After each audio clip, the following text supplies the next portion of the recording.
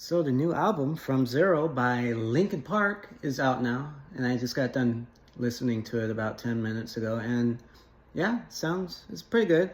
Sounds like Linkin Park. I would say, I mean, it kind of sounds like they a little bit of this and a little bit of that from all of their albums from over the years. Like they took a little bit from Linkin Park all throughout Linkin Park's history. But I don't know. Maybe I need to go listen to their all their albums again. But to me, it does sound like they took a little bit from all their albums. Um, it was a really short album at only about 31 minutes, and I think it's actually their shortest album. Linkin Park albums are usually like 30 to 45 minutes long, I believe, so they're usually short. But yeah, this one was a little too short, I thought. Like, it went by really fast. It did not feel like a full album to me. So that's like one of my biggest problems with it. Probably my biggest problem with it is that it's too short. I think I wish they would have added maybe at least two more songs on it. It only has like I mean, it has 11 tracks. I think the first one's just the intro, so like 10 songs, I think. And that's fine, but it's just like, they're not very long, and I don't know, it's just I would have really liked, two more songs at least. But other than that, it sounded good. I would say my four favorite songs on the album so far are The Emptiness Machine, Heavy as the Crown, Two-Faced, Casualty. I really liked Casualty. I've only listened to it once, so I can't speak. I've only listened to it one time so far. I really need to listen to it again here in a few minutes because it sounded pretty good. I don't think we usually hear Mike like that. Like, he sounded kind of angry, or like almost like he was yelling, and it sounded pretty good. So I got to give that one another listen. And then there is another song called Good Things Go that I'm not sure if I like it. I mean, on that first listen, it sounded pretty good. I gotta listen to it again. So that might be 5 songs: The Emptiness Machine, Heavy as the Crown, Two-Faced, Casualty, and Good Things Go. But the rest of the songs were just they're okay. I weren't really feeling them all that much. They weren't doing much for me. But I might give the album another listen tomorrow or the next day, and see how I feel about those songs then. But so far, those 4 songs for sure, and maybe those 5 songs, I like them. Especially the Casualty. I really got to listen to that again. That one, I liked it. Yeah, some of the songs like Emptiness Machine, Heavy as the Crown, Emily, she can scream. She proves that she can scream. She's got that energy. She's good. But I would say overall, this is a good album. Not great. It's a good album. But it's too short, I think. And what's funny is, after the album, I was listening to it on Spotify, and after the album was over, the song Don't Stay by Linkin Park started playing, and I was jamming out to that, and I was like, man, you just can't, I don't think anything is going to be able to match the early Linkin Park, those first few albums by them. Hybrid Theory and Lincoln and Meteora. I can't speak right now, so my apologies. Hybrid Theory and Meteora were just perfection. All the songs on each album were great, and yeah, I just don't think anything can really match that. But you don't really have to match it. I like the new Linkin Park. This is the new Linkin Park. This Linkin Park we have now. This is Linkin Park. This is the new path. This is their new path they are taking. And, people need to either accept it or just stop listening. Either be here for the party or leave. And that's how I feel about the album. It's good, not great. It's too short. And how I feel about the band, they have every right to continue on as a band with the name Linkin Park, and that's something a lot of people need to understand. you have no right to tell these guys and women now that they can't continue on with the name Linkin Park. Chester Bennington was great, but he was just one member of a full band, and these guys want to continue. And it's not all the members continuing on, you know. Not everyone decided to come along for the new ride, but most of them did, and they have a couple new members, and this is Linkin Park now. That's the way it is. That's the way it's going to be. So, and that is that. But I can understand, you know, people saying, I can understand people's opinions, you know, that they shouldn't carry on with the name Linkin Park. If they wanted to carry on, they can get a new name, blah, blah, blah. I understand that opinion, that point of view. But again, Chester was one member, and there are other members in the band, and they want to continue the band as Linkin Park, and they have the right to do that. And Emily was a pretty good choice for a vocalist. So it ended up being better than I thought. Like when they revealed her as their new singer, I was surprised. I was very surprised. She's good. So, and other things about, some other things to get to real quick is the problems people have with her, like her connections to Scientology. I don't know if she was connected to it in the past or if she still is, but either way, I don't really care. Scientology is horrible, but I still watch Tom Cruise movies, and he was like the most famous, he either is or was the most famous Scientologist, I think. I don't know if he's still connected. I assume he is still part of the Church of Scientology. But, you know, I still watch his movies. Someone being connected to something I don't like isn't going to stop me from enjoying their content. So, but when it comes to, what's her name? Emily Armstrong. I don't know how connected she is to it or how deep all that goes. I might look more into it sometime, but yeah, it's not stopping me from listening to their music. And the whole thing with Danny Masterson, the guy who played, I think, Hyde from that 70s show, the actor who was arrested and sentenced to prison for all that stuff. She was apparently friends with him at some point, and she kind of tried to come to his defense, like be there for him or something early on when he was being accused of things. And people are mad at her over that. And to that, I just say, isn't that what friends usually do? Like, if someone you're friends with is accused of something, aren't you going to try and look more into it and kind of try and be there for them until they're found guilty? Like, obviously, that's what a lot of people do when it comes to friends and family. If someone you care about is accused of something, you're probably not going to believe it at first, and you're going to kind of be on their side until more details or whatever come out. And it sounds like that's how it was with her and her friend at the time, Danny Masterson. I think that's his name. And then once, I guess, more details came out and he was found guilty or whatever, she like completely separated herself from him. So I don't understand why people are mad at her over that situation. Like, I don't know. Move on from that, people. Just move on from it. Yeah. Another thing I would like to bring up real quick, though, is that I can completely understand why Chester Bennington's family is not happy about the continuation of Linkin Park with the new singer and everything. I guess his son wasn't happy about it, and I understand that. And his mom wasn't happy about that, and I also understand that. But again, these guys have a right to continue on with their band.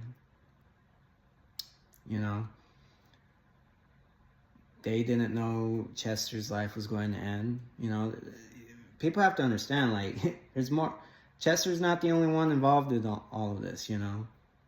All of these other lives were impacted by what happened. You know, these people had a career as a band, and that all came to a stop when he died. And it took them years to decide for sure what to do, but they decided they want to continue on, and they have the fucking right to do that. Period. But another thing is, I can understand Chester's family not being happy about it. And when it comes to his mom, I guess she said in an interview that, I guess Chester told her at some point, like him and her had a conversation or something, and he told her that there was, at some point, I guess Mike Shinoda said something along the lines to him, like, oh, hey, if you're going to leave the band, then we're going to replace you with a girl. And I really feel like that's a pretty messed up thing for Mike to say to Chester, to have said to Chester. And it makes me question, like, what was their relationship like? Like, what was their relationship actually like when, you know, the cameras were off and everything? Like, were they good friends? Like, buddy, joking around and shit? Or was Mike more of like a bully toward Chester? That's something I'm thinking of. I've been questioning for a little while now since I heard about what Chester's mom said. And yeah, apparently, you know, Mike said to Chester, like, hey, if you're going to leave the band, then we're going to replace you with the girl. And some people might, and I guess that like upset Chester, and he was telling his mom about it. And some people might look at that as, well, why is Chester mad that they would replace him with the girl? Does Chester think less of women or something? But to me, I think that's more that Mike is looking at women as being the lesser thing there or something. Because, well, to me, it's like Mike was pretty much looking at it. If it's true that Mike said that to Chester, then it's pretty much like Mike is saying, hey, you're sensitive as fuck, or you're feminine as fuck. So we're just, if you're going to leave us, then we're just going to put a woman in your place, pretty much. You're going to act like a woman, so we're going to put a woman in your place. That's where I think Mike was coming from if he actually said that to Chester. And that, if that is the case, then that's pretty fucked up on Mike's part. And I really would like Mike to address that. Or maybe he already has. I don't think he has, but I would like for him to do that. But honestly, he probably never will. Because honestly, do we expect Mike to address that? Because if it's true that Chester told his mom that, and Mike said that to Chester, and then she said it in that interview, and then if Mike comes out and said, well, no, that's not true, then, you know, it's something that paints Mike in a negative light. And is he going to actually come out and admit to something like that? I don't think so. So I don't know, man. It makes me really wonder, like, what kind of person Mike is. Like, maybe he's a good person now or whatever, and I'm sure he took Chester's death hard, but when Chester was still alive and, you know, the band was going on and everything, like, how did him and Chester behave toward each other? Were they cool? Were they buddies? Or was Mike a bully to him? That's something I'm really thinking about. But yeah, I really hope Mike wasn't a bully to Chester, but we don't know, and we may never know. All we have is, you know, the whole he said, she said thing or whatever. And, you know, you can listen to what Chester's mom says, or you can just go along with what Linkin Park is doing and not care about what this or that person says and whatever. I just hope Mike I hope he wasn't an asshole to Chester, because we all love Chester and we all know how great Chester was. He was a great singer. I guess he went through a lot of shit in his life growing up, and he decided to end his life back in, what was it, 2017. And that's another thing is it sucks that we lost Chester. I remember when that happened, that whole day I was sad. I was seeing all the reactions on social media and listening to their music, and I think